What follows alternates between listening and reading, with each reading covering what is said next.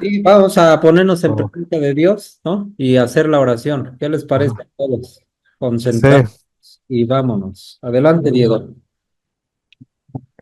en el nombre del Padre, del Hijo y del Espíritu Santo. Amén. Amén. Dios, te damos gracias por permitirnos venir un día más a esta asamblea. Te queremos pedir, te hagas presente en esta reunión, dialogar, sobre todo defender allá afuera tu palabra y el evangelio que nos dejaste en esta única iglesia que has fundado. Ayúdanos también, llénanos de más virtudes como son la paciencia, la tolerancia, el amor.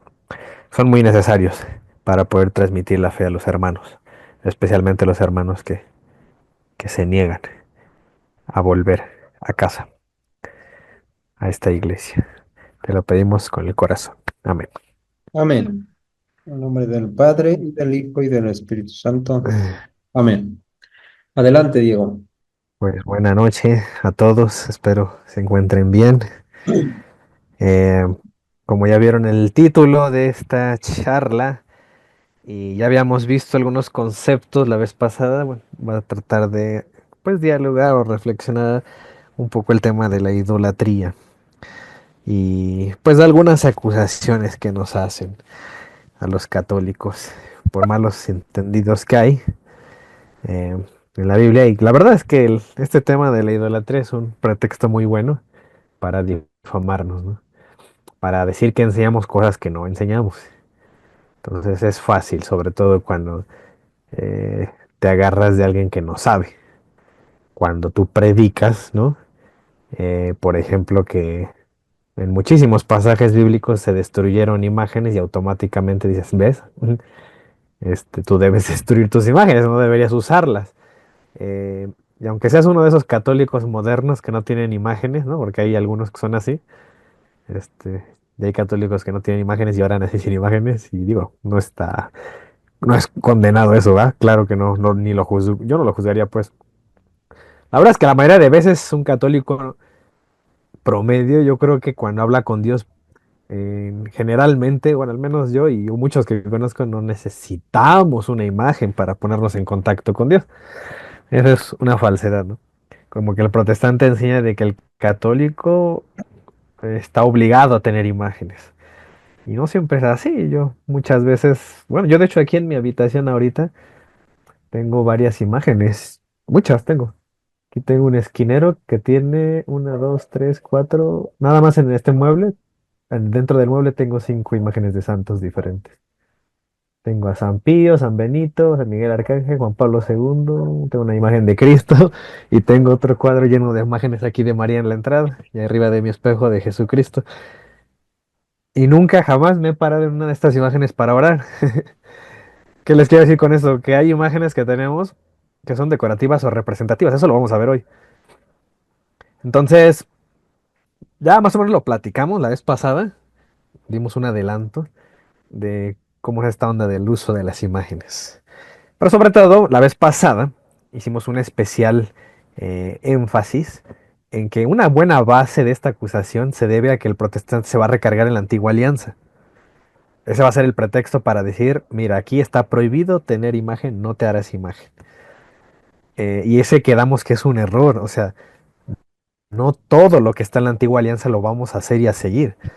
Y yo sé que algunos me van a decir, ay Diego, pero tú enseñas en tu catecismo no matarás, no robarás, no cometerás adulterio. Y eso viene de la antigua alianza. Eso yo lo enseño y lo enseñamos a los católicos, no porque viene en la Biblia, en la antigua alianza, sino porque eso lo retomó Cristo. Si lo retoma Cristo, lo enseñamos. Las cosas que no retome Cristo, pues no las enseñamos, porque somos cristianos, ¿no? Cristianos. Entonces, los cristianos seguimos a Cristo, como lo dice el nombre. No puedo ser cristiano y hacer algo que no mandó Cristo, ¿o no? O sea, si Cristo no me enseñó a destruir imágenes o no me enseñó a guardar el sábado, pues no lo voy a hacer. Si Cristo no, o sea, más aún, Cristo enseña lo contrario a eso, ¿no? A todo eso. Si Cristo no me dijo que está prohibido comer sangre de animales, pues bueno, aunque esté en la antigua ley, si Cristo a mí no lo retoma, pues no lo hacemos, o sea, no le damos importancia a eso, porque Cristo no le da la importancia.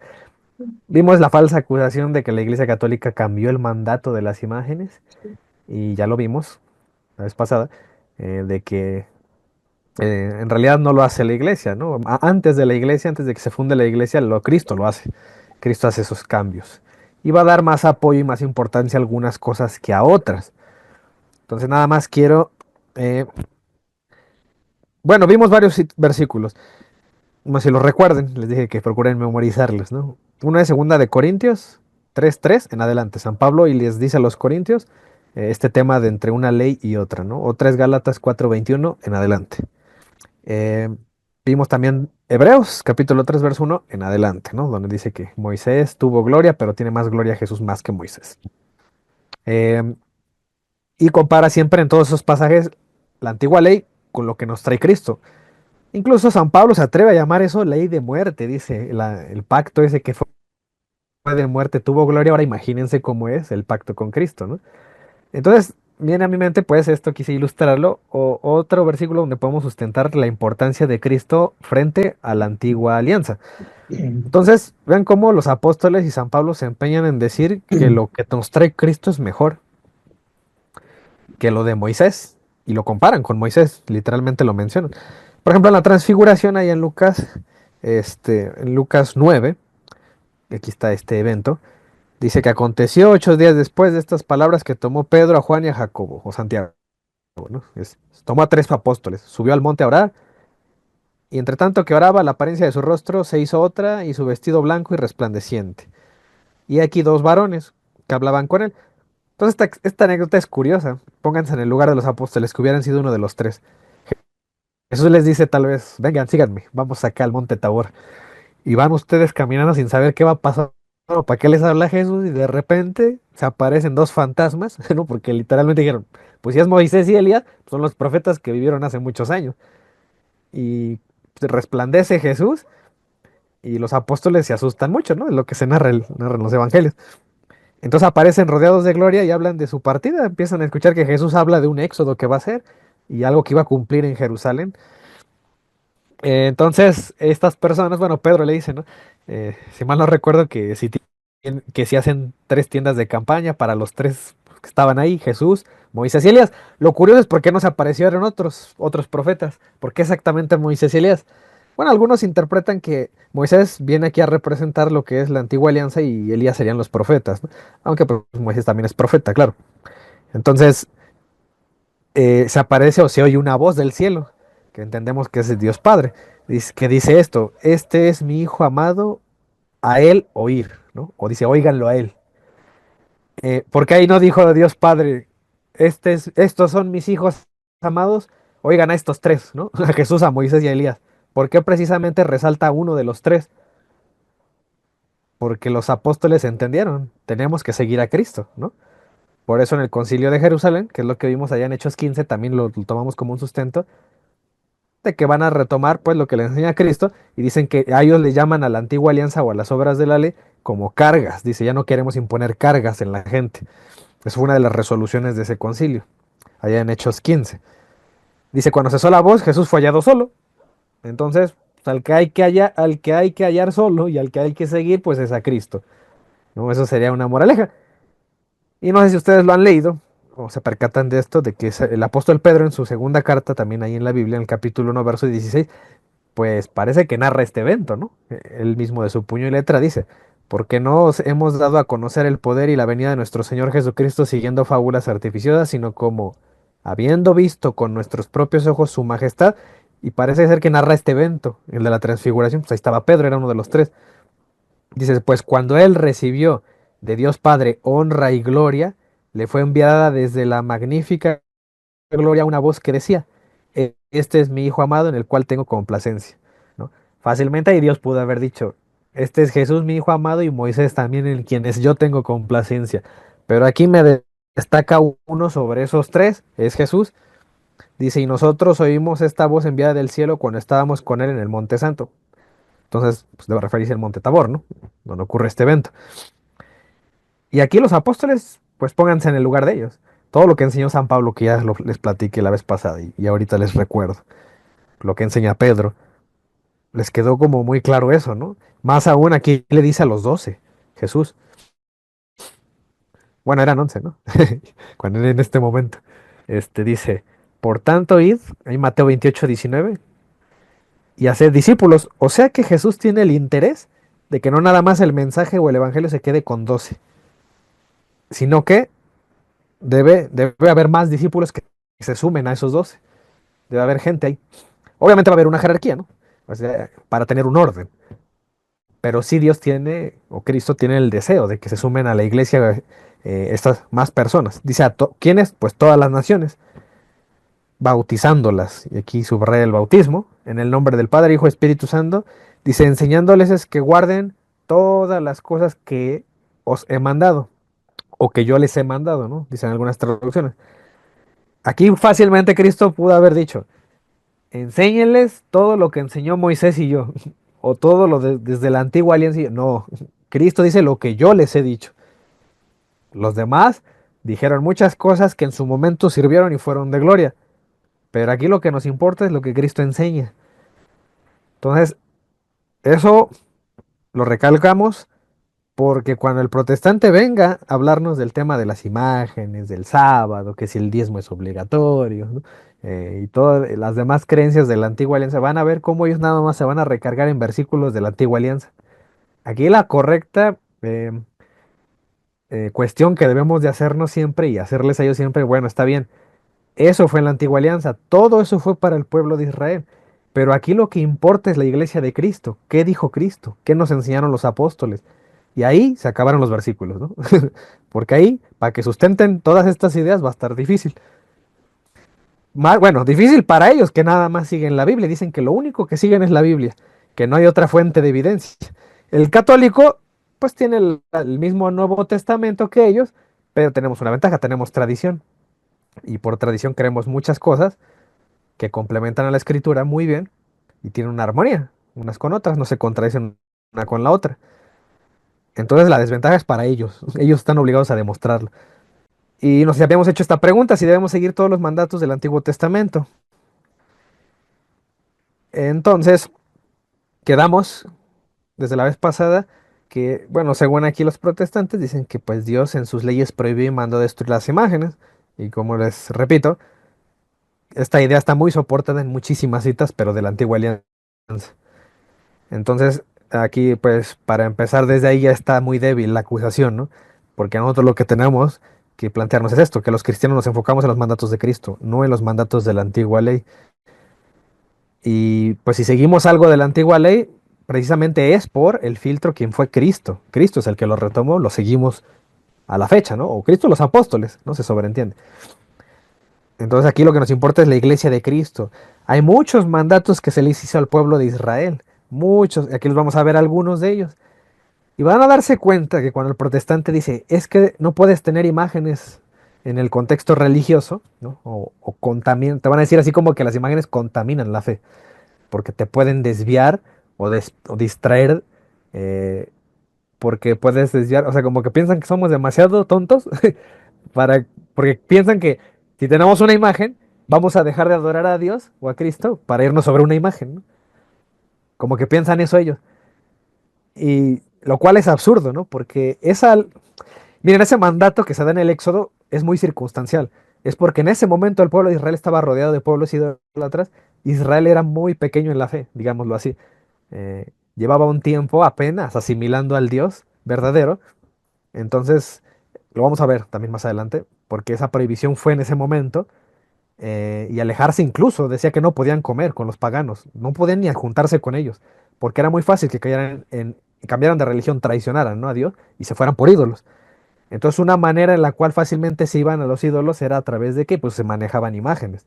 Entonces por esa prohibición. Pero hay un problema. Si el protestante va a sostener que eso sigue vigente hasta hoy, pues va a tener que cumplir toda la ley, ¿no? Yo digo, pues, si ellos van a decir es que en el Éxodo 24 dice que no te harás imagen, bueno, pues sigue el Éxodo 20, capítulo 8, decíamos, ¿no? ¿Por qué el verso 4 sí lo tenemos que cumplir a rajatabla hasta el día de hoy? ¿Y por qué el 8, o sea, unos versículos abajo que dice que guardes el sábado, ¿no? Que es lo que muestro aquí, acuérdate el día de reposo, y todos los lineamientos que había que hacer para guardar el día de reposo, que son muchísimos. Eso, ¿por qué no lo hacemos? O sea, ¿por qué ahí sí el protestante sí está justificado en cambiar el día de reposo y dice, bueno, no, es que ya lo hacemos el domingo, nosotros los cristianos? Ah, bueno, pues entonces nosotros también respondemos lo mismo. Ahora los cristianos tenemos imágenes, o sea, porque ustedes sí los pueden cambiar y nosotros no. O sea, ¿ustedes quiénes son? Porque la verdad es que si somos muy, muy estrictos, los apóstoles no dieron un mandato literal para decir, a partir de ahora guarden el domingo. Nosotros lo inferimos a través de versículos donde vemos que se reunían en domingo. Y ahí inferimos. Bueno, el protestante infiere, el católico está seguro. ¿Por qué? Porque tiene tradición. Y con la tradición es súper contundente que los cristianos guardaron el domingo. Y los versículos donde se ve que los apóstoles se reunían, pues nos complementan. Nosotros tenemos una respuesta muy fácil, ¿no? Pero el protestante pues la tiene más difícil porque él decidió desechar la tradición. Entonces tiene menos tela de dónde cortar, ¿no? Tiene menos evidencia para sustentar sus doctrinas. Entonces fíjense que les decía yo que si había que cumplir y defender todo el Éxodo 20, todo el capítulo 20, pues habría que guardar el sábado. Y peor aún, en el Éxodo 31:14, ¿qué dice aquí? Que los que no guardan el sábado tienen que morirse y tienen que ser cortados del pueblo, ¿no? Yo la otra vez he oído el testimonio de una mujer de estas adventistas del séptimo día. Y ella dijo que una vez tuvo un examen que hacer en la escuela el sábado y tuvo que hablar con su pastor para que ese día pudiera ella ir a la escuela. Entonces yo me pregunto, bueno, si de verdad son tan estrictos en cumplir todo el éxodo, pues bueno, a esa mujer pues le debieron de haber hecho algo, ¿no? Aquí dice que moría el que profanara el sábado, pues, profanó el sábado. Pues aquí es donde te das cuenta por qué el judío decía que las leyes, ¿no? Bueno, en aquel entonces los judíos convertidos, ¿no? Ya al cristianismo, la ley de Moisés se convertía en una carga. Entonces, esa es la pregunta que hay que hacerles, ¿no? ¿Por qué no defienden este mandato del Éxodo? O sea, ¿por qué solo se enfocan en el de las imágenes a conveniencia, ¿no? Para atacar a la Iglesia Católica, pero no hablan de los demás y no dicen que cumplamos los otros. Bueno, al menos este, ¿no? El del sábado. Entonces aquí no son literales, solo enseñan lo que les gusta, ¿no? Sin atender, pues, que lo demás es palabra de Dios. Entonces aquí parece ser, ¿no? Como un menú, cosa que no debemos hacer. Así como de que yo tomo esto porque a mí me gusta más y esto lo desecho. Hago de cuenta como que no existe este versículo, ¿no? Ahora bien, podemos ir todavía más lejos. Si el protestante va a seguir sustentándose, por ejemplo, en el Deuteronomio, que también, quedamos que el capítulo 5 del Deuteronomio también te va a dar el decálogo, los mandamientos. Ahí, si mal no recuerdo, creo que es el verso 7 en adelante, donde viene la prohibición de las imágenes y donde se repite esta parte del decálogo, porque acuérdense que el Deuteronomio, o segunda ley, siempre les he dicho, es una homilía que hace Moisés y recuerda muchas cosas que vivió el pueblo en su travesía del Éxodo y cuando les dieron los mandamientos y todo esto. Entonces, por eso hay cosas que se repiten en el Deuteronomio respecto al Éxodo. Y bueno, aquí hay un lineamiento que hay que hacer, dicen los protestantes, es que ustedes se van hacia sus ídolos, los santos, y hacen imagen, ¿no? De lo que está en el cielo o en la tierra, ¿no? Y los hacen dioses. Bueno, vamos a suponer que ellos tienen razón. Aquí hay un lineamiento que tienes que hacer con esa gente en el Deuteronomio 13. Digo, ya que ellos se van a estar apoyando en estas leyes, ¿no? De la antigua alianza.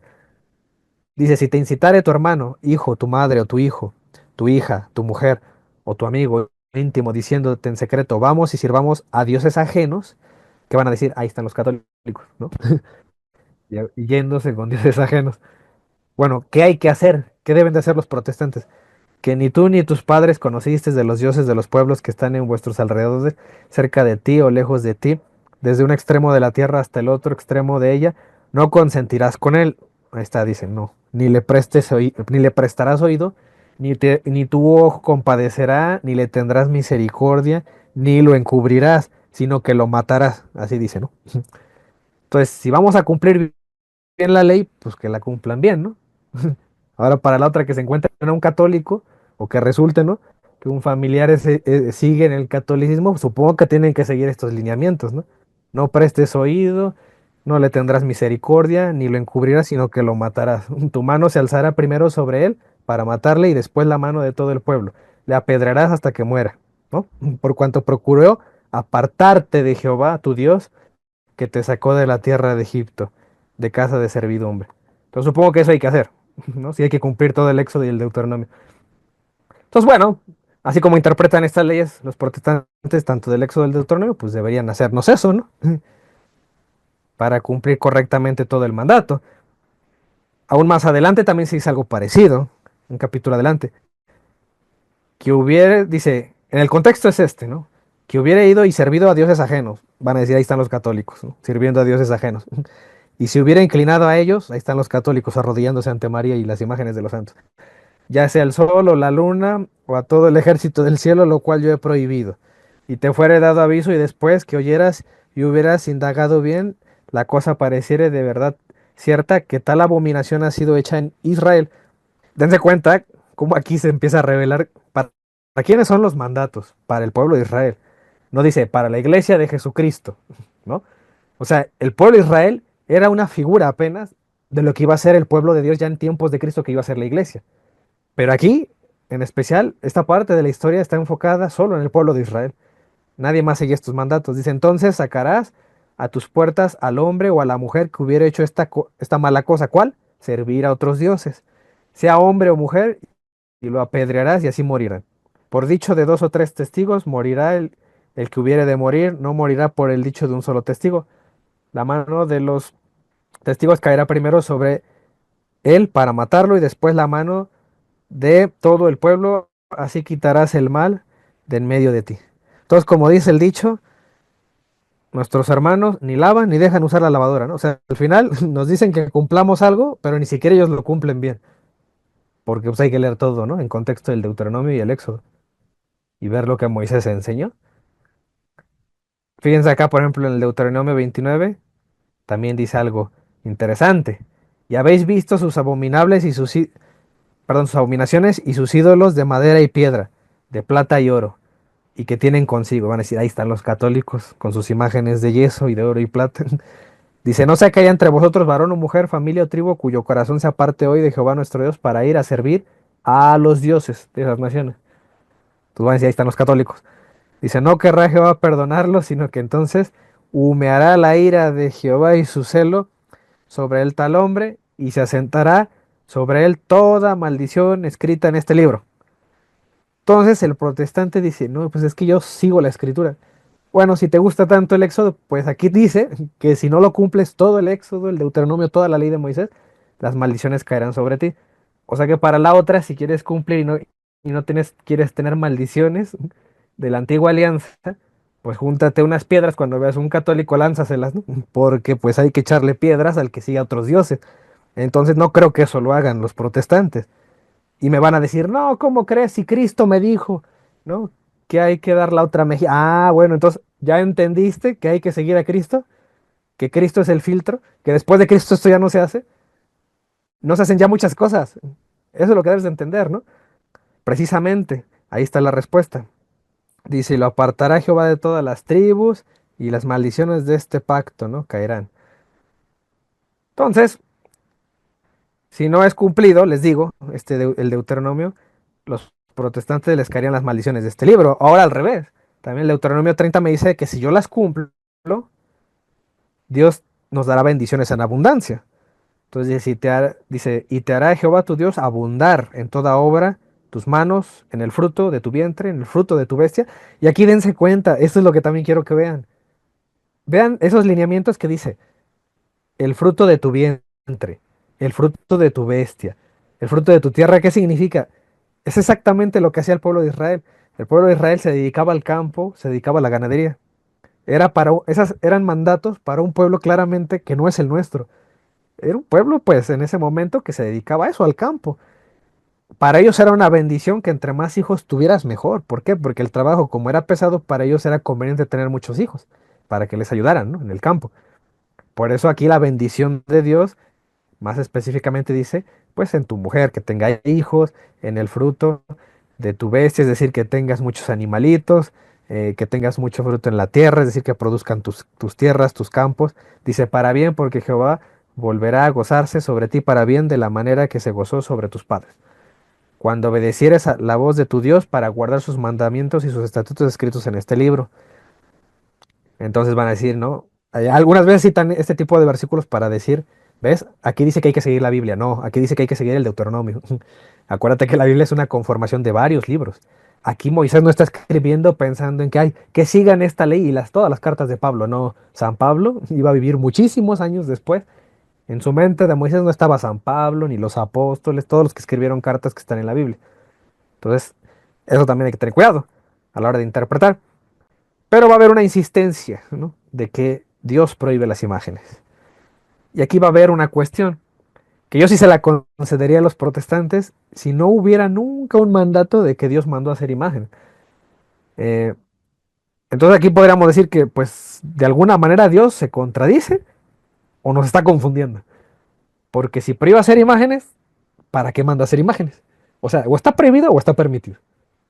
Yo sé que algunos van a decir, no, Diego, pero acuérdate que también mandó matar.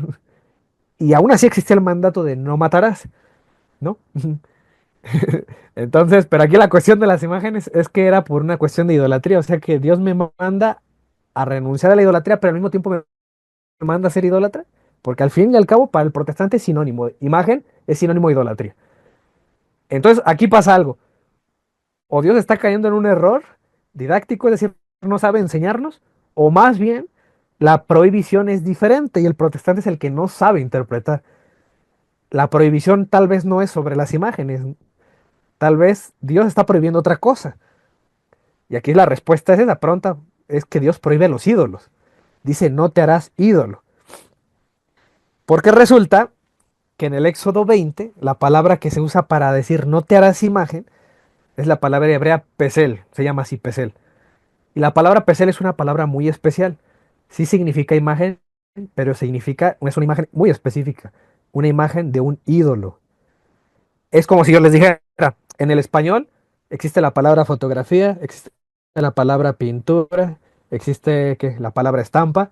Y esas tres son imágenes, pero cada una tiene un origen distinto y un significado distinto. Una fotografía es algo impreso, igual que una estampa. Un dibujo también es una imagen, pero no es algo impreso, es algo hecho manualmente, ¿no? Por ejemplo. Pero dense cuenta cómo usamos varias palabras que se refieren a una imagen, pero tienen contextos distintos. Ah, bueno, en el hebreo también había varias palabras para decir imágenes, pero Pesel era especialmente usada para los ídolos. Entonces, por eso hay Biblias. ¿Por qué creen que hay Biblias que en el Éxodo 24 dicen no te harás ídolo? No dicen no te harás imagen, dicen no te harás ídolo. Ah, pues con razón, hay confesiones, incluso protestantes, como los luteranos, ¿no?, que dicen, en su mandato no dicen no te harás imagen, dicen no te harás ídolo. Porque esa era la prohibición original, pero el protestante confunde, está confundido y confunde a otros. Y pues se reparte ese error. Y se cree siempre que la prohibición es no tener imágenes, lo cual es sumamente absurdo porque todos los protestantes tienen celulares y ahí en la galería dice imágenes, ¿no? Y pues ahí tienen imágenes. En algún punto usan imágenes cuando, ¿no?, hacen sus estas campañas de milagros, pues ponen una lona con imágenes, ¿no? En su iglesia también hay afuera una imagen de algún pasaje bíblico, del pastor, y pues si todas las imágenes estuvieran prohibidas, pues hasta serían idólatras los protestantes. Entonces, por eso el protestante va a ser sofisticado el argumento, ¿no? Primero dice no te harás imagen. Aquí lo que dice el Éxodo 23 al 5. No dice, ni ninguna semejanza, te dicen así, ¿no? Cuando se trata de decir al católico hay que decirle que ninguna, absolutamente, ¿no? Pero les digo, ellos tienen imágenes. Entonces, pues ninguna es ninguna, ¿no? Así como dicen ellos, no, es que en Romanos 3:22 dice que todos pecamos y todos es todos, hasta María pecó, ¿no? Entonces, bueno, pues si tomamos esa misma postura absolutista y fundamentalista, bueno, aquí dice ninguna semejanza, no te das imagen de nada. Entonces tú no deberías tener celular, no deberías tener ni una fotografía en tu casa porque ninguna es ninguna imagen de lo que hay aquí en la tierra. Tú tienes fotos de tus familiares que son personas que están aquí en la tierra o si ya murieron están en el cielo, pues tienes una imagen de algo que está en el cielo. Y aquí está prohibido, mira, aquí dice, no te harás imagen ninguna semejanza de lo que está arriba en el cielo, ni abajo de la tierra, ni debajo de la tierra. Entonces no podemos, como ellos saben que no pueden ser tan fundamentalistas porque hasta ellos caerían en la idolatría por las imágenes que ellos tienen, entonces hacen más sofisticado el argumento, como que ya cambian de postura, ¿no? Dense cuenta de eso en los debates. Siempre van cambiando de postura, nunca se quedan con una postura inicial. Dicen, bueno, lo que están prohibidas son las imágenes religiosas, ¿no? Aquí se refiere a eso. Entonces, por eso les digo que cuando tú eres fundamentalista en el Éxodo 20, y si decimos que está prohibida las imágenes, y el mismo Dios te dice están prohibidas, El problema es 5 capítulos después, nada más, pues avanza 5 capítulos al Éxodo y te vas a encontrar en el verso 18 esto, que ahora Dios, al mismo Moisés que le dijo eso, no te harás imagen de lo que hay en el cielo, le dice, harás también 2 querubines de oro, que son figuras, ¿no? De lo que hay en el cielo, los querubines.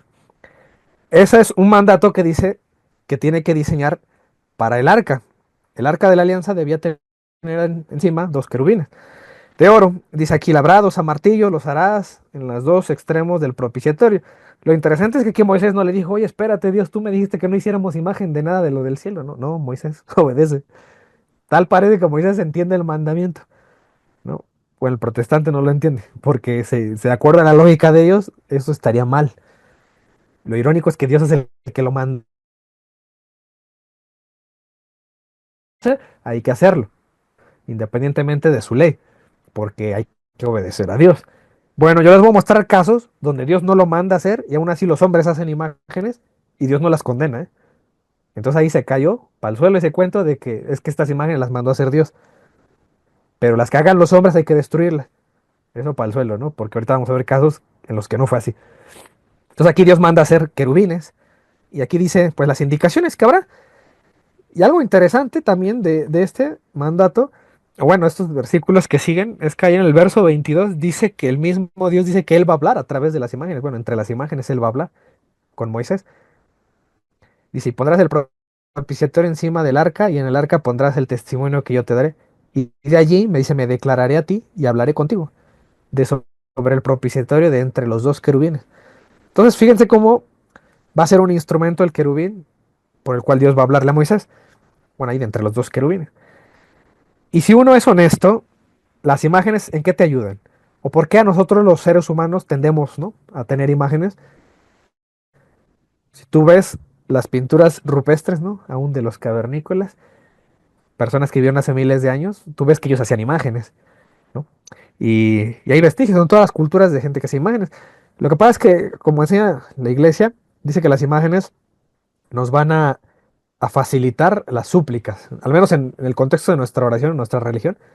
Cuando tú estás, como tú eres un ser material, las imágenes van a pasar a ser un instrumento de la iglesia para enseñarte algo, transmitirte algo. También por eso no se hace cualquier imagen en el contexto religioso, al menos en la iglesia católica deben ser imágenes acordes a lo que, al evangelio, que enseñen algo del evangelio, una realidad de fe, ¿no? Por ejemplo, una imagen de la Trinidad y normalmente ahí representan a tres personas, ¿no? La paloma, a Jesús y al Padre. Entonces, pues es una imagen representativa. Yo sé que también va a haber protestantes que van a decir, pero estas eran imágenes decorativas. Bueno, entonces yo lo que quiero que vean es eso.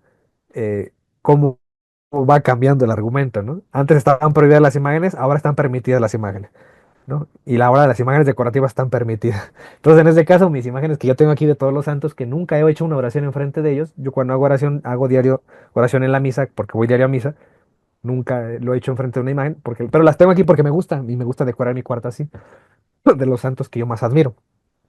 Entonces yo sí tendría permitido, ¿no? Según el protestante, porque como son decorativas, y aquí son decorativas, pues yo puedo tenerlas, ¿no? No habría problema. ¿El protestante haría lo mismo? ¿Ustedes creen eso? ¿Han ido algún día a uno de sus cultos? Yo he ido a varios cultos de ellos en el pasado. Y ellos quitan todas las imágenes, no hay ni una sola imagen en su templo. Pero vamos a ver que una persona sí hizo imágenes en su templo. Y eso es bíblico. Y los protestantes que son bíblicos no lo hacen, no decoran su templo de imágenes, ¿no? Y eso también se les va a devolver. Y eso es lo que deben tener cuidado, ¿no? Siempre cuando hagan estas acusaciones. Entonces, miren, otro caso interesante que también norman mucho los apologistas, que también ya lo vimos cuando vimos las alianzas, fue cuando Dios, aparte de que mandó a hacer querubines en el arca, también mandó a hacer con Moisés, todavía no nos salimos de Moisés, lo manda a hacer una serpiente de bronce. Y este caso es muy popular, eso está en el libro de los números, en el capítulo 21, verso 6 en adelante. Recuerdan que el pueblo, mientras andaba ahí en su travesía buscando la tierra prometida, cometió muchas rebeldías, ¿no?, contra Moisés y su hermano Aarón, porque pues no llegaban a la tierra prometida, se desesperaban, ya se habían aburrido del maná, no les gustaba la comida ni la bebida, querían eh, pues ya llegar, ¿no? Entonces, en una de esas, que anduvieron rebeldes, Dice acá que Jehová envió entre el pueblo serpientes ardientes que mordían al pueblo y murió mucho pueblo de Israel. Entonces dice el pueblo vino a Moisés y dijo, hemos pecado por haber hablado contra Jehová y contra ti. Ruega a Jehová que quite de nosotros estas serpientes. Dice, y Moisés oró por el pueblo. Ahí tenemos la intercesión de Moisés. Ya ven que ellos van a Moisés, a su representante, no van directamente con Dios como los protestantes dicen, hay que ir directo con Dios. No, no, también hay representantes y les podemos pedir su intercesión. Dice, en el verso 8, y Jehová dijo a Moisés, hazte una serpiente ardiente y ponla sobre un asta. Y aquí, pues eso sería lo contradictorio, ¿no? O sea, una serpiente es algo de una imagen de lo que pues, está en la tierra. Entonces, ¿por qué Dios manda hacer eso? Entonces, según el protestante, Dios tuvo una mala idea. ¿Por qué? Ahorita vamos a ver esa cita donde la imagen de la serpiente fue destruida, ¿no? Por un mal uso que se hizo. Eso es lo que quiero que vean, que subrayemos, porque eso es lo que enseña la Iglesia Católica. El mal uso de las imágenes, pues también es una corrección que debe hacer y que hace la Iglesia, ¿no? Con su gente. O al menos tiene la responsabilidad de eso nuestras autoridades eclesiales, de pastorear al pueblo y dirigirlo, en dado caso de que haya abusos, ¿no? De ciertas doctrinas. Por ejemplo, el uso de las imágenes. Y esa es la didáctica que vemos aquí también, que una imagen no es mala para Dios, manda a hacerla. Entonces, hasta una serpiente le dice, y cualquiera que fuere mordido y mirare ella, vivirá. Y Moisés hizo una serpiente de bronce, y la puso sobre el asta, y cuando alguna serpiente mordía a alguno, miraba a la serpiente de bronce y vivía. Aquí tengo un ejemplo de una imagen que sana. Entonces, por sí sola sana la imagen, no es exactamente por sí sola la imagen, sino por el poder de Dios. Entonces, eh, algunas veces, ¿no? He oído que protestantes critican eso, ¿no? De que no, es que ustedes creen que las imágenes son milagrosas y san. Bueno, es que yo ya se los decía con el tema de los santos, ¿no? Cuando nosotros decimos que un santo nos hizo un milagro, lo hacemos en virtud de la única mediación que es la de Cristo, ¿no? Que es el único mediador entre Dios y los hombres. Único mediador ya lo explicamos, que es a nivel ¿qué? De expiación por los pecados. En ese sentido, Cristo fue el único. No significa que no comparta su mediación. Entonces, un santo te ayuda en la medida de qué? De que Cristo ya hizo ese trabajo y se agarra de Cristo. Por eso está más cerca de Cristo, ya murió. Y nos agarramos de esa intercesión, de que está ahí cerca, más cerca de Dios que nosotros que estamos aquí en la tierra. Entonces, una imagen va a ser algo parecido. Lo que vamos a creer, una imagen puede ser un conducto de sanación, como en este caso, pero por la virtud de Dios. Y eso lo vamos a ver aquí en la escritura. Ya me lo acaba la sesión, vamos a volver a entrar con el mismo enlace, ¿sale? Entonces, aquí me especifica eso. Lo que dicen algunos protestantes, bueno, sí es cierto, y mandó a hacer una imagen, no dicen, pero fue destruida. ¿En dónde dicen? Segunda de Reyes 18:4. Habla del rey Ezequías, si mal no recuerdo, dice, él quitó los lugares altos y quebró las imágenes y cortó los símbolos de acera e hizo pedazos la serpiente de bronce que había hecho Moisés, porque hasta entonces le quemaban incienso los hijos de Israel y la llamaron Nejustán. Entonces, aquí dice el protestante, ves, ya ganamos el debate, porque aquí, pues ellos nos van a decir, se mandó a hacer una imagen y aquí se destruyó. Eso significa que hay que destruir las imágenes, ¿no? En un contexto religioso. Y lejos está esto de refutar, ¿no? La idea del católico, porque precisamente, es más, este versículo está mucho más a nuestro favor. ¿Por qué? Porque el católico enseña esto, que una imagen es buena en la medida de cómo la usas, ¿no? O sea, en este caso era para sanar. Aquí el problema es que el pueblo comenzó a desviarse.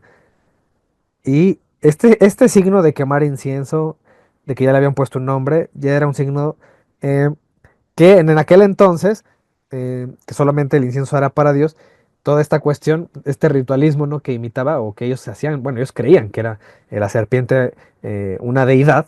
Cuando ya se empieza a tratar como deidad la imagen, entonces ya no es correcto, ¿no? Ya es un exceso dentro de esta enseñanza. Entonces justamente eso es lo que nosotros enseñamos. La imagen en sí no es mala. Lo malo es cuando tú la tratas como Dios, ¿no? Entonces, acuérdense que también habría otro problema. Hacia que el protestante, ¿no? Se goza en decir que aquí fue destruida la imagen. Entonces lo que están queriendo decir es que fue mala idea de Dios hacer una imagen, porque al final tenía que destruirse, ¿no? Entonces es como si tratáramos a Dios como si se hubiera equivocado, ¿no? Que hubiera cometido un error. No es así. Dios no se equivocó. Dios hizo muy bien en poner una imagen para sanar al pueblo. Lo malo es que el pueblo desvió esto, ¿no? Entonces aquí el tema es eso. Somos las personas. ¿Cómo manejamos esto? Entonces, aquí lo que va a importar es lo que la iglesia enseña y cómo la iglesia ha mantenido, ¿no?, esta doctrina. Em, ¿Por qué lo digo? Porque yo sé que varios protestantes van a decir, no, pero es que allá en mi pueblo yo he visto cómo se arrastran y cómo agarran las imágenes. Y yo, por ejemplo, yo les voy a contar una anécdota. Hay un Cristo que está en el Estado de México en una iglesia, y como le ponían veladoras, ese Cristo ya se había manchado mucho, era como de madera. Entonces dijeron que lo querían mandar a arreglar. Y la persona a la cual querían encargar eso era una persona ahí del pueblo, es un pueblo chiquito de por allá del Estado de México, ahí cerca de Ixtapan de la Sal. Dijo que no quería, que porque sentía feo tallarle las piernas al Cristo. Entonces yo ahí lo pongo de ejemplo esto, porque esta persona que está pensando, está como pensando que Cristo es esa imagen. Eso no es correcto, ¿no? Y es bueno aclararlo. Y yo no tengo ni vergüenza, ni es algo que yo quiero ocultar, porque soy católico y hay que ocultar esto, porque no vayan a pensar los protestantes que los católicos adoramos imágenes. No, o sea, yo sí podría creer que puede haber católicos muy poco formados que piensan estas cosas de las imágenes. Eso no es correcto.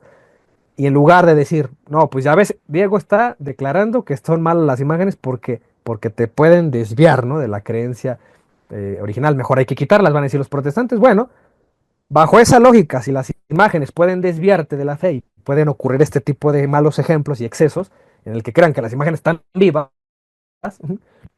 bueno, bajo esa misma lógica y razonamiento, yo ya les decía, entonces hay que eliminar el matrimonio, porque pues todo se divorcia, ¿no? Y si vas a cometer adulterio, pues mejor no hay que quitar el matrimonio y hay que anularlo y hay que decirle a Dios que Dios se equivocó en instituir el matrimonio, ¿no? Y así nos ahorramos el pecado de la fornicación y el adulterio, ¿no? Porque, bueno, el adulterio, pues sobre todo que es para la gente casada. Y ya nadie más comete adulterio. Y ven qué fácil es darle solución al adulterio, nada más quita el matrimonio y que ya no existe esa alianza con Dios.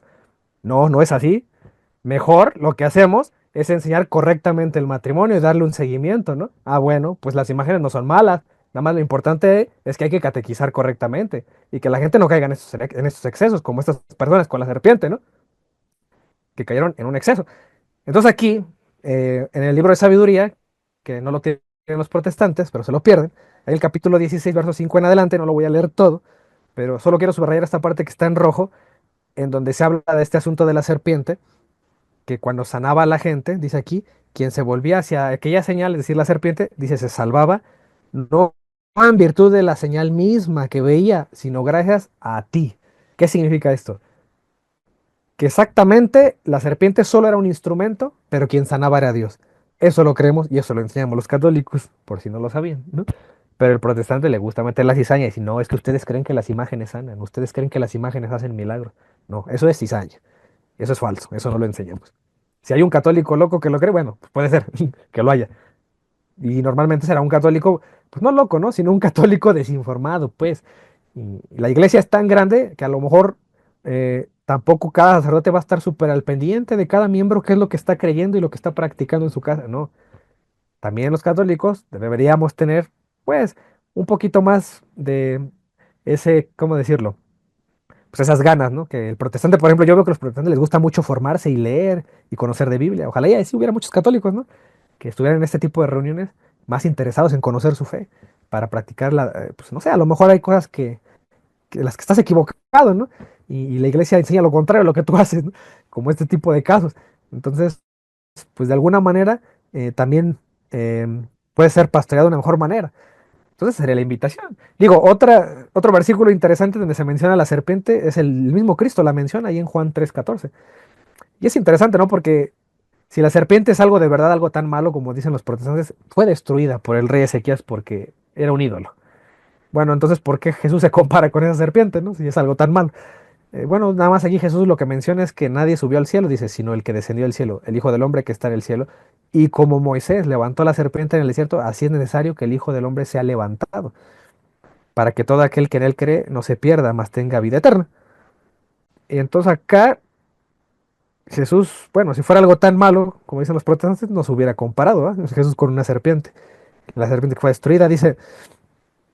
Entonces aquí, como que el argumento, o sea, como que empieza a ser arrinconado el protestante y normalmente van a tender a estos argumentos. Dice, bueno, Dios solo prohíbe las imágenes religiosas, ya no es cualquier imagen, ¿no? Entonces, tú en tu culto, si eres católico, no deberías tener imágenes. Yo ya les expliqué que un día una vez fui a una misa donde no había imágenes, porque era en un cuartito, era en una casa de un sacerdote, donde vivían dos seminaristas o tres, y a mí me invitaron a su misa. Y era una misa válida, con toda la liturgia y todo, y las lecturas, e incluso de los cantos, ¿no? Que hacemos, toda la estructura de la misa y el evangelio. Hizo la fracción del pan, la Eucaristía, y pasamos todos a tomar la Eucaristía, y no había imágenes. Y dije, ¿cómo no hay un protestante aquí que vea eso, va? Que no son necesarias las imágenes en ese sentido. Eso fue más una costumbre que empezó a adquirir el cristianismo, ¿no? Eh, con la historia, bueno, en la historia, porque acuérdense también que las imágenes fueron como el evangelio para los pobres, así lo mencionan algunos, ¿no? Es decir, a través de imágenes se le enseñaba también a la gente, desde el cristianismo súper primitivo, ¿no? Desde el primer siglo. Por eso tenemos las catacumbas con imágenes de María, de Cristo el buen pastor, porque era así como a la gente que no sabía leer aprendía, se les catequizaba. Entonces, en ese sentido, pues no estaba mal, ¿no? Era un buen uso de las imágenes. Entonces van a decirnos esto, que no debe haber imágenes pues, en los templos o en un contexto religioso, pero aquí también debemos recordar algo, ¿no? Que el lugar más sagrado de los hebreos, a esos a los que supuestamente se les prohibió tener todo tipo de imágenes, que también vamos a verlo, ¿no? Exactamente por qué iba esa prohibición y qué sentido tenía para Dios. Eh, pues bueno, ellos hicieron un templo, un lugar, el más sagrado, que era el templo de Jerusalén, y estaba lleno de imágenes. Y esas imágenes eran hechas por hombres. La verdad es que no hay. eh, no hay un versículo que aclare que Dios le dijo a Salomón, haz estas imágenes de los leones, de las flores, de los bueyes en mi templo, ¿no? Eh, no existe eso y según el protestante dice que si no está en la Biblia no existe. Así dicen ellos. Bueno, como Jesucristo nunca destruyó imágenes, bueno, entonces no hay que destruir imágenes. Yo podría soportarme en eso, ¿no? Porque van a decir los protestantes, no existen un bebé bautizado, por lo tanto no bautizamos bebés. Bueno, entonces Jesucristo no destruyó imágenes, pues no las destruimos, ¿no? Con el mismo razonamiento. Entonces, eh, bueno, el rey Salomón no fue ordenado por Dios, hace imágenes en el templo. Él tiene esa iniciativa de hacerlas. Entonces, ¿qué podemos decir? Que Salomón cayó en el pecado de idolatría. Algunos protestantes van a decir, sí, fue idólatra, acuérdate. Sí, pero eso fue porque se metió con mujeres que lo indujeron a otra religión, a una religión pagana. No fue por las imágenes del templo, eso lo vamos a ver. Fíjense, por ejemplo, cuando comienza esto está en el capítulo el primer libro de Reyes, en el capítulo 6. Ese los invito a que lo lean todo. Aquí no lo vamos a ver todo, pero sí vamos a subrayar algunas cosas. Y aquí, en el verso 11, se los voy a leer desde aquí, porque aquí habla Dios con Salomón. Dice, vino palabra de Jehová a Salomón diciendo, con relación a esta casa que tú edificas, si anduvieres en mis estatutos e hicieres mis decretos y guardares todos mis mandamientos andando en ellos, yo cumpliré contigo la palabra que hablé a David tu padre. Entonces fíjense, es importante para Dios y es una advertencia que le da a Salomón. Debes seguir mis mandamientos. Cada vez que ustedes vean la palabra mandamiento, acuérdense de los protestantes. Lo que dicen, no te harás imagen, es el mandato. Hay otros, ¿no? Pero el día de hoy estamos viendo este tema, que no te harás imagen de nada de lo que está en el cielo ni en la tierra. Y también dice, y habitaré en ella en medio de los hijos de Israel y no dejaré a mi pueblo Israel. Es decir, dice Dios, yo voy a ser fiel a ustedes, voy a estar unido con ustedes, pero cumplan mis mandamientos. Y ellos nos van a subrayar, no te harás imagen. Fíjense, estamos en el versículo 13, acá, versículo 13, vamos a ir al 18. O sea, apenas unos versículos adelante, ¿qué se le ocurre hacer a Salomón? Y la casa estaba cubierta de cedro por dentro y tenía entalladuras. Algunas traducciones dicen figuras. ¿De qué? De calabazas silvestres y de botones florales. Entonces tal parece que Salomón no atendió a lo que le dijo Dios, mantente en mis mandamientos. Ah, bueno, pues me hago imágenes de lo que hay en la tierra, ¿no? Entonces, de acuerdo al protestante, esto estaría mal, no sería correcto. Y alguna vez yo escuché un apologista que había debatido con un protestante y este protestante decía que Salomón fue idólatra por esto, por lo que hizo. Yo les voy a comprobar que eso es completamente falso. De hecho, el mismo Dios descendió sobre el templo y aprobó el templo y le gustó. Entonces no puede ser que Dios se deleite en un templo lleno de imágenes idólatras, ¿no? Entonces, lo vamos a ver aquí con versículos. Fíjense. Y hay más, ¿no? Ahí si nos vamos al verso 23, por ejemplo, dice, hizo también en el lugar santísimo dos querubines. Otra vez el tema de los querubines. Vimos que Moisés los había hecho en el arca, ¿no? Encima del arca. Bueno, pues Salomón se le ocurrió hacer algo, una imagen de lo que hay en el cielo. ¿Qué? Un querubín o dos querubines. Y no hizo cualquier querubín, hizo querubines bien grandotes, de madera de olivo, cada uno de 10 codos de altura, y toda la descripción que viene de los querubines. Y fíjense los materiales que menciona, ¿no? Siempre se menciona la madera, el oro, eh, todos estos materiales que se usaban en la antigüedad. También lo digo porque el protestante va a hacer lo mismo, ¿no? Va a burlarse del católico, va a decir, es que ustedes besan los yesos y las maderas, ¿no? Y igual, ¿no? Pues bueno, pues Salomón también andaba en la misma, ¿no? Como que era muy católico Salomón, dice. Allá en el verso 27 habla del interior del lugar santísimo, de los querubines, sigue hablando. Dice, puso estos querubines dentro de la casa en el lugar santísimo. Es decir, Salomón, si llegó a hacer imágenes y ya por eso es idólatra, se le ocurrió no nada más ponerlas en el templo, sino en el lugar más santo, donde iba a ir el arca. O sea, yo creo que ahí Dios, si de verdad era como los protestantes, debió haberse molestado todavía más. ¿Cómo se le ocurre, no? Hacer este tema de las imágenes todavía en el lugar más santo donde iba a estar el arca. Bueno, aquí dice también en el verso 29 que esculpió o grabó, ¿no?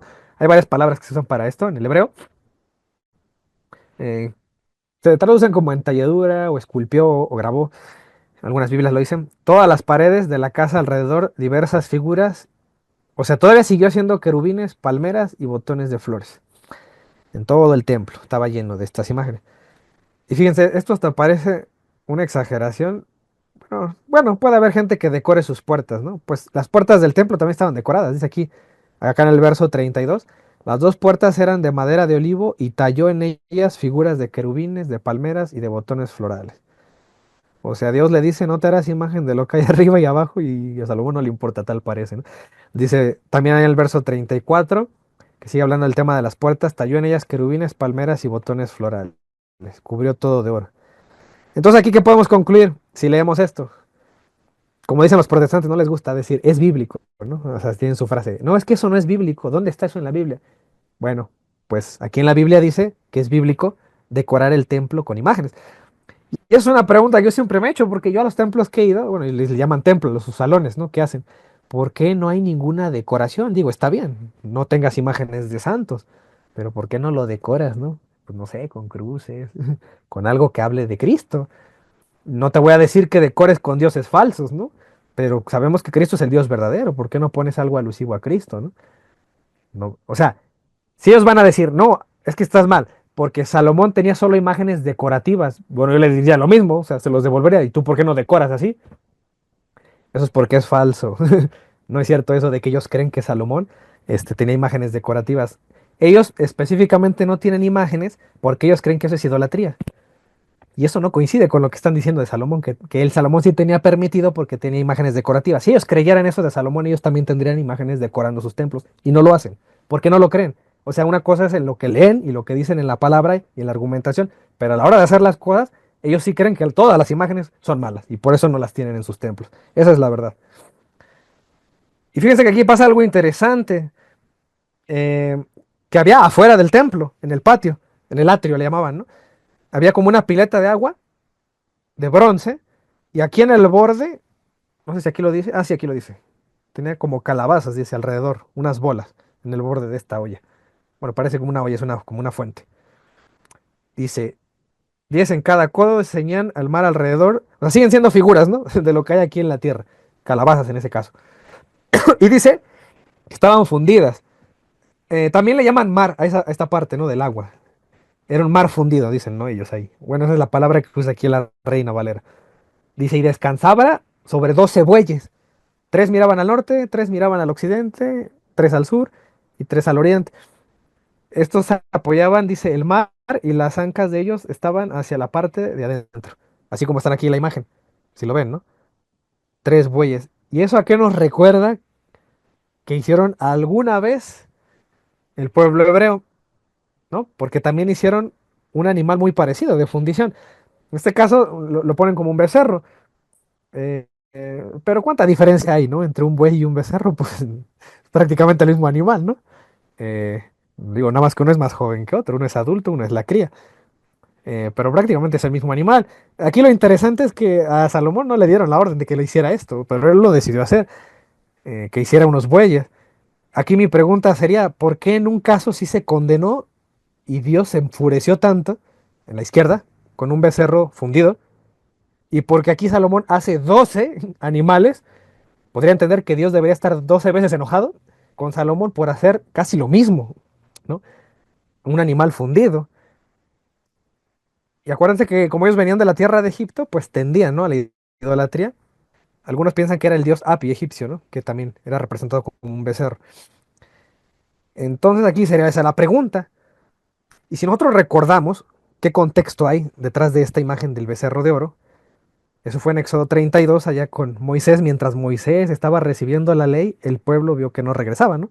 Moisés, si se acuerdan, dice, viendo el pueblo que Moisés tardaba en descender del monte, se acercaron entonces a Aarón y le dijeron, levántate, haznos dioses. Y aquí quiero subrayar eso. Igual que con la serpiente de bronce, el problema no era que se hubiera hecho la serpiente, el problema era qué uso le estabas dando. ¿Tú qué crees de esa serpiente? Bueno, si tú crees que Dios te sana a través de la imagen, qué bueno. No está mal tener la imagen.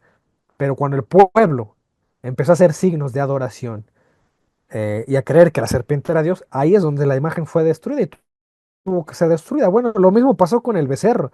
Fíjense que de antemano, antes de que se construyera el becerro, ya en su mente de los hebreos era haznos dioses. Es decir, ellos ya estaban decididos a desviarse pues, de la religión correcta, ¿no? De lo que Moisés les decía acerca de Dios, de Yahvé. Entonces, aquí está la petición, le dicen haznos dioses, que vayan delante de nosotros porque a este Moisés, el varón que nos sacó de la tierra de Egipto, no sabemos qué le haya acontecido. Y él dice, les tomó las manos de ellos y le dio forma con buril e hizo de ello un becerro de fundición. Entonces la gente reunió sus alhajas de oro y todo, y Aarón les hizo caso. Construyó un becerro de fundición al que previamente ya habían dicho que iban a adorarlo, lo iban a tratar como Dios. ¿Y qué dicen? Entonces dijeron, Israel, estos son tus dioses que te sacaron de la tierra de Egipto. Ese fue el problema. Fíjense. ¿Y qué le dice Dios a Moisés mientras están ahí en el Sinaí? Pronto se han apartado del camino que yo les mandé, se han hecho un becerro de fundición y lo han adorado. Aquí está el problema. Ese es el problema. No cayeron en idolatría por hacer un becerro de oro, sino cayeron en idolatría por lo que ellos creían de ese becerro, que era Dios. Dice, le han ofrecido sacrificios y han dicho a Israel, estos son tus dioses que te sacaron de la tierra de Egipto. Entonces era un insulto para Dios, porque ya habían hecho una alianza o lo estaban intentando hacer, y ellos prácticamente cambiaron de Dios para decir, no, tú no nos sacaste de Egipto, el becerro nos sacó de Egipto, ¿no? Entonces ese era un desprecio a Dios. Ahora pues, ¿qué dice Dios? Déjame que se encienda mi ira en ellos y los consuma, y de ti haré una nación grande. Eso le dice a Moisés. Dios quiere destruir a ese pueblo. Se encendió en ira. Y aquí la pregunta sería, ¿por qué no se enciende en ira la ira de Dios con 12 bueyes que fundió Salomón? ¿No? Pues Salomón hace casi lo mismo. ¿Por qué? Ah, bueno, porque las 12 imágenes no son malas. Lo malo es que las trates como dioses. Eso no hizo Salomón ni el pueblo. Ellos sabían que solo era una fuente. Entonces, por eso Dios no se enoja. De la misma manera, y les pongo aquí una analogía, de la misma manera, tu novia no se enciende en ira porque tengas 12 amigas, ¿verdad? ¿Qué sería lo malo? Que a esas 12 amigas las trates como a tu novia, ¿no? Como a tu esposa. Eso sí va a encender la ira de tu mujer, te lo aseguro, ¿no? Y aquí me puse yo de ejemplo. Una vez me invitaron en un cumpleaños, y aquí yo estoy en el fondo, y cuando llegué me di cuenta que era el único hombre, ¿no? Entre todos los invitados. Entonces, ¿eso es malo? ¿Tener amigas? Si yo tengo novia, pues no, en principio no. Bueno, habrá alguna que otra que sí le moleste, ¿no? Pero en principio eso no es malo, tener amigas. Lo malo es que yo a esa amiga la trate como a mi novia o como a mi esposa, ¿no? Eso sí, agárrate. Si tu esposa se da cuenta de eso, va a encender en ira. Bueno, con Dios es algo parecido. No hay problema que tengas 12 imágenes de fundición o las que tú quieras. El problema es que las trates como dioses, como el becerro de oro, ¿no? Le hizo el pueblo hebreo. Ahí sí vas a ver a Dios bravo. Dice otra cosa, ¿no?, que también había ahí afuera en el patio, en el templo de Salomón. Eh, y que también, les decía, esto se me hace una exageración, pero bueno, a Salomón le pareció bien.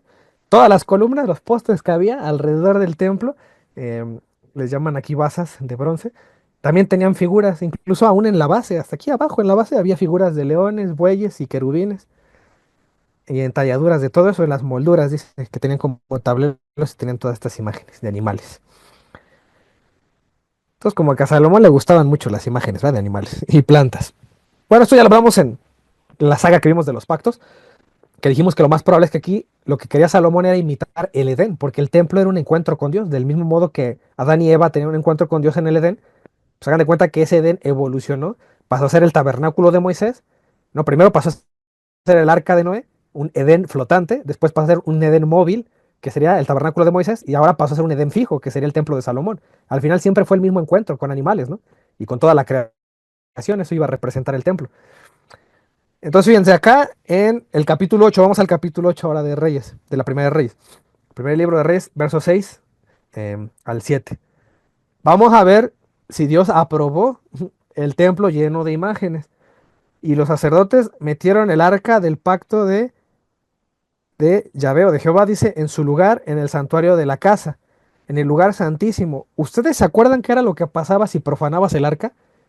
Bueno, pues a Salomón se le ocurrió meterlo entre las imágenes. Vamos a ver si a Dios le molestó y los mató a todos, ¿no? Como hizo en el pasado con todos los que profanaban el arca. Porque pues están en medio de imágenes, ¿no? No vaya, menos mal que Salomón no era protestante, porque si no, no hubiera hecho ni una imagen, no hubiéramos tenido esto. Dice, en el lugar santísimo, debajo de las alas de los querubines, porque los querubines tenían, dice, extendidas las alas sobre el lugar del arca, o sea, estaban ahí como casi invadiendo el arca, y así cubrían los querubines el arca y sus varas por encima. Si esto de verdad fuera idolátrico y estuvieran violando el Éxodo 20, ¿cómo se hubiera puesto Dios de bravo, no? Dice, porque Dios, es la pregunta, ¿por qué Dios deja que pongan algo tan sagrado entre imágenes hechas por hombres? ¿No? Es lo que decimos, o lo que nos acusan. Es que son imágenes hechas por sus manos. Y a Dios no se le compara con ninguna imagen. Vamos a ver si eso es cierto. Que a Dios no se le compara con una imagen material. Digo, vamos a ver si eso es cierto, porque los apóstoles me dijeron que Jesucristo es imagen del Dios invisible, ¿no? Eso dice Colosenses 1:15. Entonces, pues ahí hay una contradicción. Pero bueno, vamos a responder primero esto. ¿Por qué Dios deja eso? En el pasado, qué era lo que pasaba si una persona se le ocurría siquiera tocar el arca? Así nada más con su mano. Eso pasó, por ejemplo, ahí en el segundo libro de Samuel, el capítulo 6, verso 6 en adelante, cuando estaban transportando el arca, no sé si se acuerdan de eso, lo vimos en los pactos. Y a un fulano se le ocurrió, dice aquí, cuando llegó al área de Nacón, Usa, se llamaba ese hombre, extendió su mano al arca de Dios y la sostuvo, porque los bueyes tropezaban. Entonces, para que no se cayera, se le ocurrió agarrarla y solamente los levitas podían tocarla, no los demás. Dice, y el furor de Jehová se encendió contra Usa y lo hirió allí Dios por aquella temeridad y cayó allí muerto junto al arca. No podías hacer eso. Ni se te ocurriera profanar el arca ni tocarla. En el Levítico 10 también dice algo parecido, no sé si lo acuerdan, de los hijos de Aarón, que había unas órdenes de cómo hacer el fuego y prenderlo y tomar el fuego, si mal no recuerdo, de ahí a un lado, y con ese quemar incienso. Bueno, a estos hombres se les ocurrió, se les hizo fácil, que poner un fuego que era diferente, extraño, ajeno, ¿no? Al fuego que les había dicho Dios.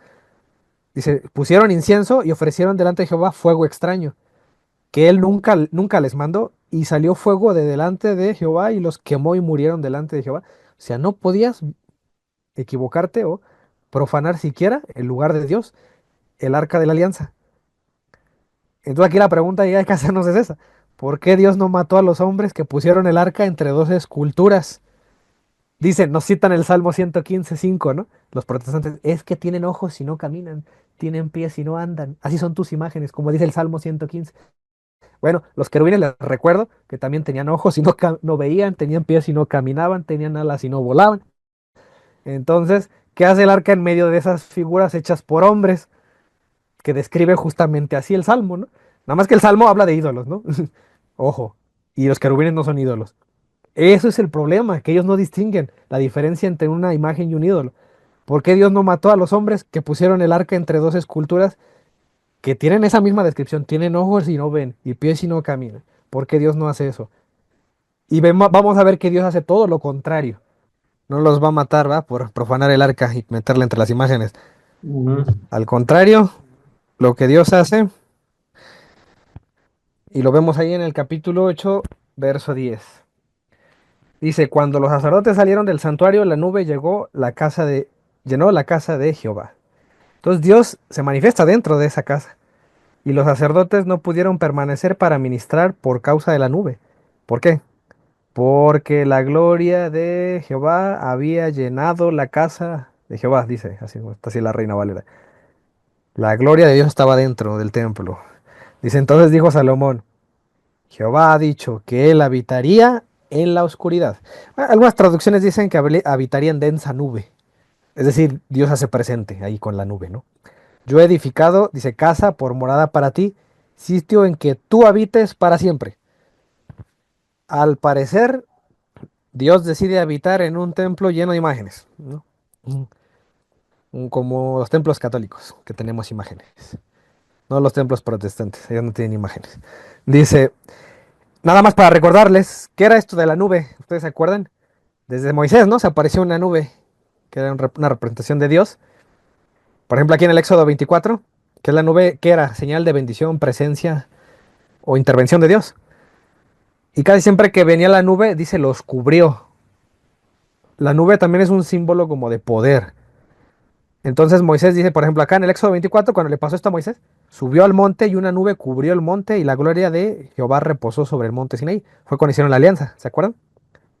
Que llevó ahí a los ancianos, que comieron, bebieron y vieron a Dios, dice así el Éxodo. Por ejemplo, ¿a quién también lo... Bueno, ¿a qué otra? Un lugar, ¿eh? Persona. La cubrió el poder del Altísimo, pues a María, ¿no? Porque eso es señal, ¿no? De que el poder de Dios la cubre. No, fue lo que le dijo el ángel. Aquí en Lucas 1:35. Respondiendo al ángel le dijo, el Espíritu Santo vendrá sobre ti y el poder del Altísimo te cubrirá. Ah, bueno, pues con razón el católico a la María le llama Arca de la Alianza, ¿no? Porque así como el Arca de la Alianza fue cubierta por una nube, bueno, también el poder del Altísimo cubrió, ¿no? A María, que es la nueva arca. Porque dentro de María iba a estar pues el nuevo sacerdocio, que es el de Jesús, iba a estar, ¿qué? Más, el nuevo pan de vida, que era el nuevo maná, que es Jesús, el pan de vida. O como también la que contiene las tablas de piedra de la ley de Moisés, bueno, pues Jesús es el nuevo pacto, la nueva ley, ¿no? Que viene para nosotros. Entonces, en ese sentido, por eso está ese paralelismo de María con el arca. Pero lo que tienen en común también es esto, que son cubiertos por la nube de Dios. Y entonces el templo bueno, la nube ¿no? Está dentro del templo. Y fíjense que ahí en el capítulo 8 verso 58 en adelante, dice estas cosas que yo creo que ya son contundentes para que no se le ocurra a un protestante decir, Salomón fue idólatra porque hizo el templo con imágenes, ¿no? Bueno, entonces, ¿por qué Dios dice esto? Incline dice, nuestro corazón hacia Él para que andemos en todos sus caminos. Fíjense, digo, antes de pasar esta cuestión de lo que dice Dios, que efectivamente aprueba y le gusta el templo, aunque esté lleno de imágenes, Salomón todavía dice algo, ¿no? O sea, para refutar más al protestantismo, porque dice, no, es que ahí estuvo mal y hacer las imágenes. Pues fíjense que aquí Salomón, según él, dice, o él exhorta, ¿no? Andemos en los caminos de Dios y guardemos sus mandamientos y sus estatutos y sus decretos. Fíjense ahí en el verso 61, ¿qué es lo que dice? Sea pues perfecto vuestro corazón para Jehová, nuestro Dios, andando en sus estatutos y guardando sus mandamientos, acuérdense, no te harás imagen, como el día de hoy. Es decir, Salomón, según él, ha obedecido a Dios hasta el día de hoy, dice. Y lo dice cuando ya terminó el templo. ¿Qué significa? Que según Salomón nunca violó ningún mandamiento del Éxodo, porque dice que anduvo en sus mandamientos hasta el día de hoy. Es decir, nos hemos conducido de acuerdo a Dios. Y eso que hicimos imágenes, ¿no? Entonces, ¿qué es lo que está pasando aquí? A pesar de hacer imágenes de lo que hay en el cielo o en la tierra, pues aquí Salomón me dice que anda en el camino de Dios. Entonces, o se equivocó Salomón, el escritor sagrado, o el que está mal es el protestante que no entiende el mandato de hacer imágenes, de hacer o no hacer imágenes. Más bien es no hacer ídolos, ese es el problema, que siempre vamos a sostener nosotros, es la confusión. Y por eso dice esto Dios, ahora sí, vamos a ver si aprueba o no aprueba un templo lleno de imágenes. Y le dijo Jehová, yo he oído tu oración y tu ruego que has hecho en mi presencia. Eso le dice Dios. Yo he santificado esta casa. Dios no va a santificar un lugar de idólatras, ¿no? Pero Él decide santificar esa casa que tú has edificado para poner mi nombre en ella para siempre, y en ella estarán mis ojos y mi corazón todos los días. Es decir, Dios va a habitar esa casa siempre, aunque haya imágenes, no importa, porque esas imágenes no son malas en sí y no me cansaré de repetirlo, porque no eran imágenes idolátricas. Y eso es exactamente lo que enseñamos los católicos. La serpiente se convirtió en idolátrica, bueno, pues la despreciamos o catequizamos de una manera correcta al pueblo, ¿no? Y lo mismo va a ser para el templo. Entonces dice, Dios santifica un templo lleno de imágenes. La pregunta aquí sería, ¿por qué los protestantes no siguen ese ejemplo si son tan bíblicos? Ellos dicen, no, es que yo sigo el ejemplo, sigo las escrituras y mi conciencia se goza en la palabra de Dios, así dicen ellos, ¿no? Y aquí te citan, ¿no? El Éxodo 20 prohíbe imágenes. Bueno, también el mismo Antiguo Testamento te dice que puedes hacer imágenes en tu templo. ¿Por qué ahí no citas el Antiguo Testamento? ¿Por qué convenientemente lo citas cuando estás evangelizando, entre comillas, al católico, ¿no? ¿Por qué convenientemente solamente tomas las citas donde se destruyen imágenes, ¿no? ¿Por qué no citas completo? Ese sería el problema. Y aquí es donde les caemos, ¿no? Porque ese es el problema. El católico, como desconoce todo esto, tristemente muchos se cambian de religión nada más por esto, porque supuestamente hay una prohibición de imágenes y no se dan cuenta que también hay gente en la antigüedad que fue bendecida y santificada, aún en este templo, aún con imágenes.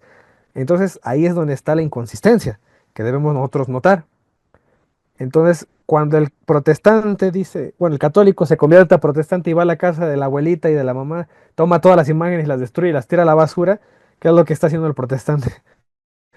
¿No?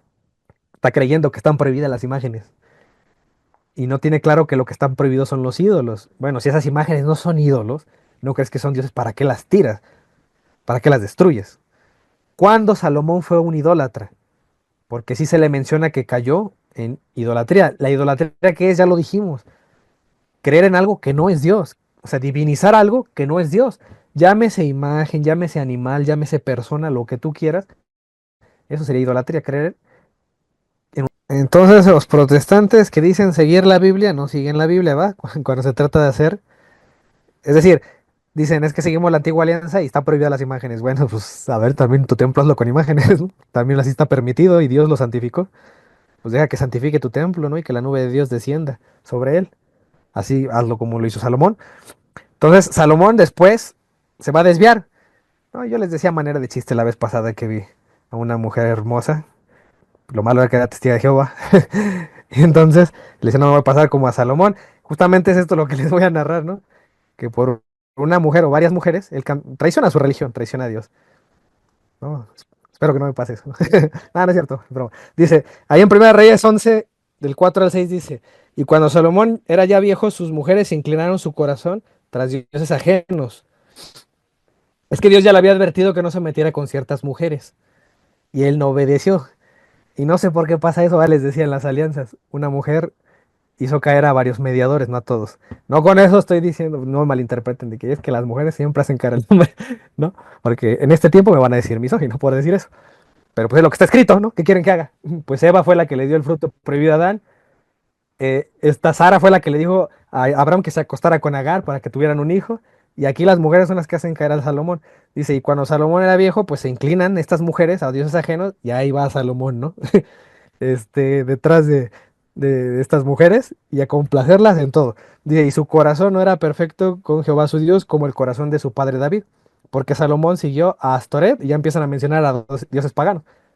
Diosa de los Sidonios, dice. Y ya menciona a otros ídolos.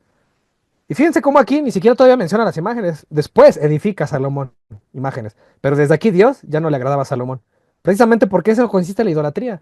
La idolatría va más allá de las imágenes. No solamente son imágenes de dioses falsos, sino que también es lo que hay aquí adentro en tu corazón.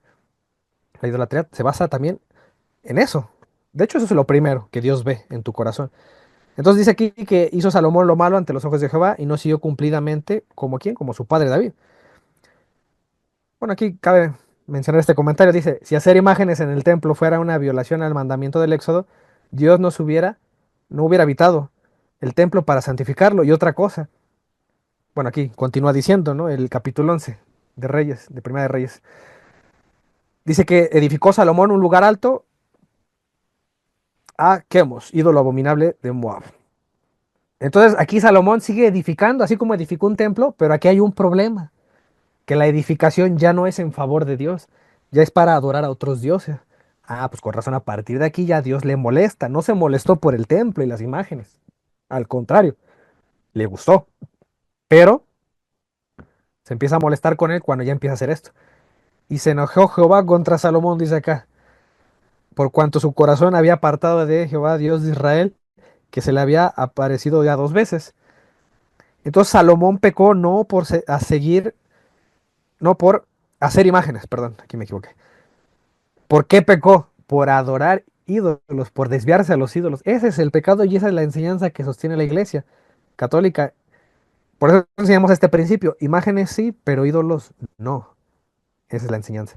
Y eso no hay que confundirlo. Para el protestante es lo mismo, imágenes que ídolos, ¿no? Bueno, convenientemente, solamente las imágenes de los católicos son ídolos, pero las imágenes de Dios nunca son ídolos. Y fíjense que casi nadie conoce este salmo, pero vale la pena, ¿no? Meterlo en esta historia de Salomón, porque yo sé que algunos protestantes van a decir, no, pero sí, Salomón hizo imágenes y eso estuvo mal. Aún así, Dios toleró tal vez las imágenes del templo, pero no estaba bien hacerse imágenes.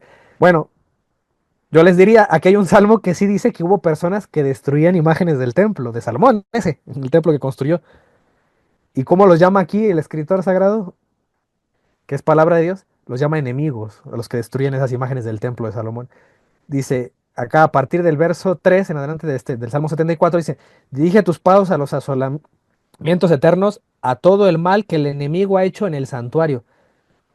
En ese santuario ha habido un mal, y el enemigo ahí estaba. Dice, tus enemigos vociferan en medio de tus asambleas, han puesto sus divisas por señales, se aparecen a los que levantan el hacha en medio de tupido bosque.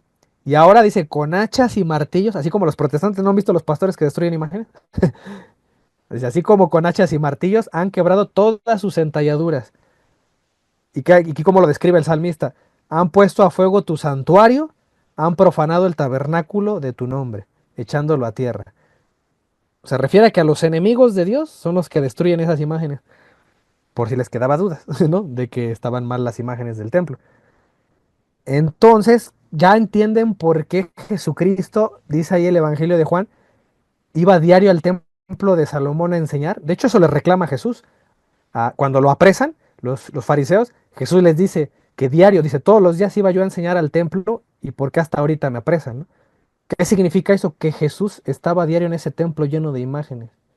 Y es más, alguna vez montó en cólera, ¿va?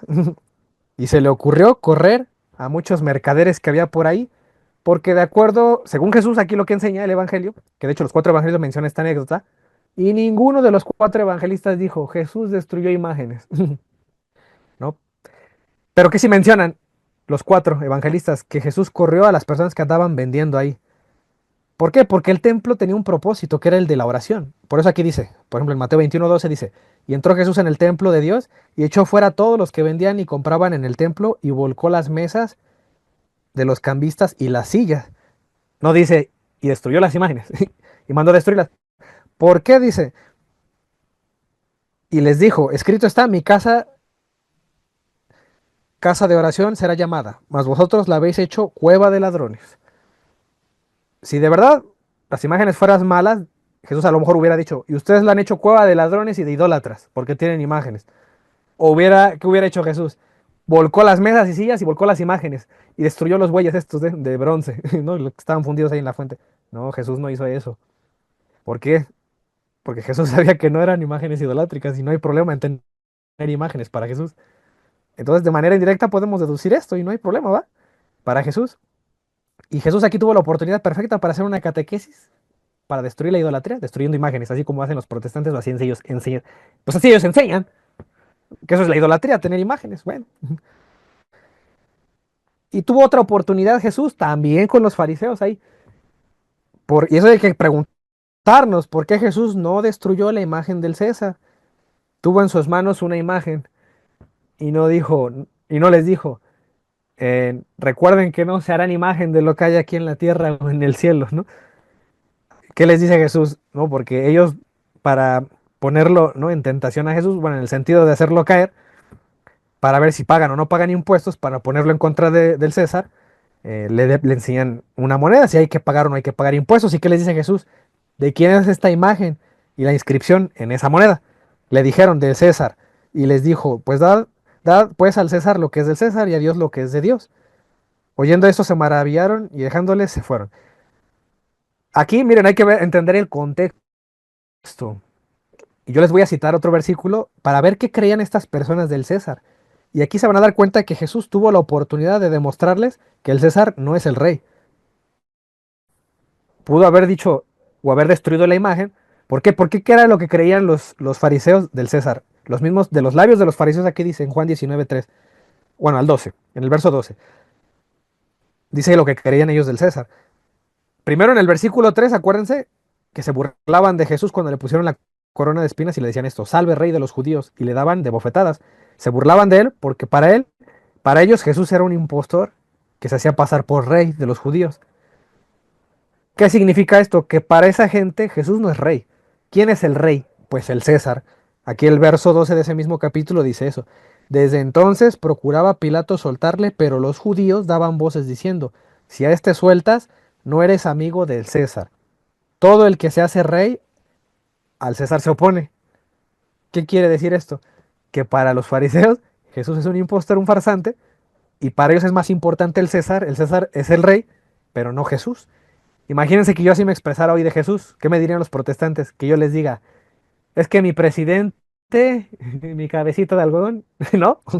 No, él es el rey, no es Jesús. ¿Qué me dirían los protestantes? Ay, no, eres un idólatra, Diego, ya pusiste a tu presidente por encima de Jesús. Bueno, pues los fariseos hacían eso. ¿Y por qué Jesús teniendo aquí la moneda en su mano, sabiendo que ellos creían que el César era su rey y no Jesús, por qué no agarró al menos la moneda y la tiró al suelo y la pisó? Y les dijo, en señal de que él no es el rey, ¿no? Están creyendo mal. Aquí Jesús tuvo la oportunidad de destruir esa imagen del César, o no destruirla, pero sí al menos, pues escupirla, despreciarla, ¿no? Así como los protestantes se jactan de que destruyen imágenes. Pues Jesús no lo hizo, porque sabe muy bien que la imagen en una moneda por sí misma no es mala. Lo malo y lo que habría que corregir es lo que creen del César. Y Jesús lo vio pertinente, ¿no?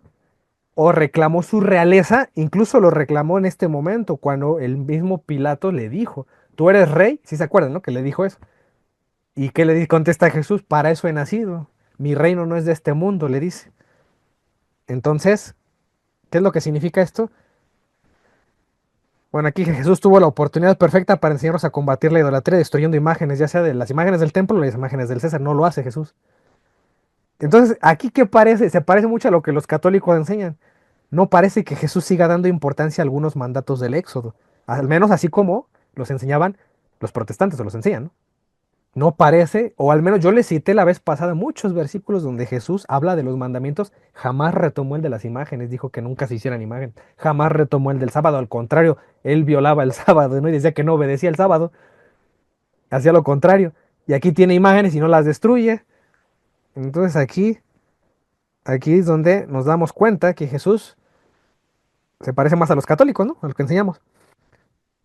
Y tenemos imágenes de ídolos en muchos lugares, especialmente acá en México, que tenemos muy arraigada la cultura prehispánica, que es la cultura azteca, la cultura maya, muchas otras.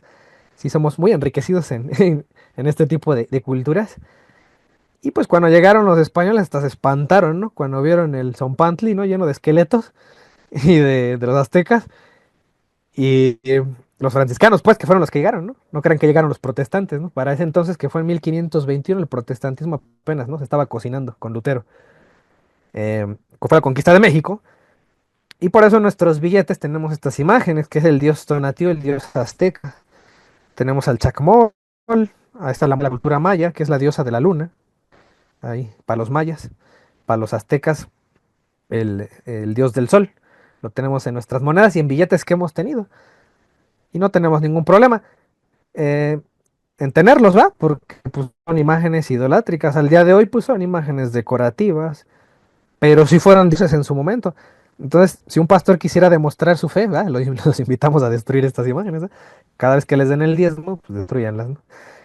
No lo van a hacer, obviamente, ¿no? Entonces, es algo que sí tienen que analizar, ¿no? Y ver. Es una buena manera, un buen pretexto para ponerlo, ¿verdad? Destruir ese tipo de imágenes. Entonces no lo van a hacer y van a poner pretexto de decir, bueno, no, pero nosotros no les hincamos, no les prendemos velas, no les damos flores como ustedes sí lo hacen. Bueno, mm, vamos a verlo más adelante, el tema de arrodillarse, de poner velas, de poner flores. Y vamos a ver todas esas prácticas, si de verdad eso significa que literalmente eso ya, nada más por eso, ya eres idólatra, ¿no? Mágicamente. Nada más para tener esos gestos y esos signos. Vamos a ver que eso es falso también. Y ahí es donde se van acabando los argumentos. Y vamos haciendo pues este cerco, ¿no? En los cuales pues nos damos cuenta que todo esto solo es puro pretexto para acusar a la iglesia gratuitamente. Yo creo que hasta aquí le voy a dejar porque hasta aquí acabé esta parte. eh, y por el tiempo también. Hay otro ejemplo de otras personas que hicieron imágenes. ¿Sí? Los filisteos son gente que no eran judíos y también hicieron unas imágenes porque se robaron el arca y les empezó a ir muy mal, cayeron enfermedades, pestes. Entonces, a manera de remisión, de reparación, devolvieron el arca, pero la devolvieron con imágenes de oro. Eran ratas de oro, ratones y tumores de oro. Entonces, no sé si conozcan esa anécdota, pero cuando los levitas recibieron el arca no destruyeron esas imágenes, ¿eh? Al contrario, fueron aceptadas en perdón, ¿no? De haberse llevado el arca. Entonces ahí es otro ejemplo del cual vemos que Dios no aborrece las imágenes. Y es falso eso de que de la manera pues en la que se interpreta el Éxodo 20 y todas estas leyes donde supuestamente hay que destruir imágenes. Lo vamos a ver más adelante, ahora que haya tiempo. Eso sería todo.